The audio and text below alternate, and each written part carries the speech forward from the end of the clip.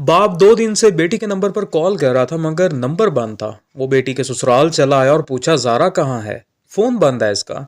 जबकि ज़ारा का 2 साल का बेटा घर में मौजूद था। सास और नंदों ने बताया 2 दिन पहले रात को किसी आशना के साथ भाग गई। मोबाइल भी साथ ले गई। हम तो किसी को मुंह दिखाने के काबिल नहीं रहे, खामोशी से तलाश कर रहे हैं बस। बाप को यकीन ना आया। 4 साल पहले इसने बहुत चाहों से इसकी खालाजाद कदीर से शादी की थी और वो दोनों बहुत खुश थे। इसने तलाश गुमशुदगी के लिए पुलिस की मदद ली।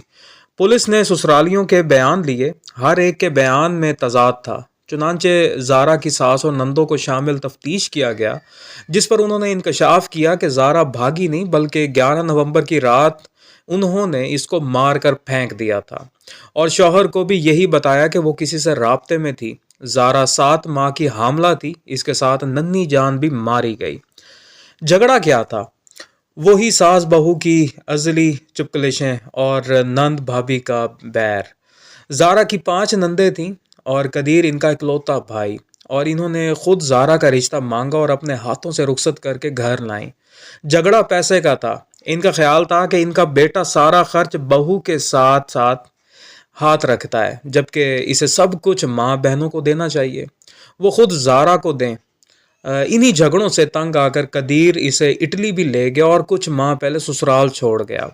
इस बार सास और नंदों ने सोचा कि ज़ारा को वापस ही न जाने दिया जाए और किस्सा तमाम करके इल्ज़ाम लगा दें कि किसी के साथ भाग गई। लाहौर से किसी रिश्तेदार को बुलाया। फजर से कुछ देर पहले सोई हुई ज़ारा के मुंह पर तकिया रखकर सांस बंद की और मौत के हवाले कर दिया। अब मसला लाश का था कि वो कहाँ करें और शनाख्त कैसे छुपाएं।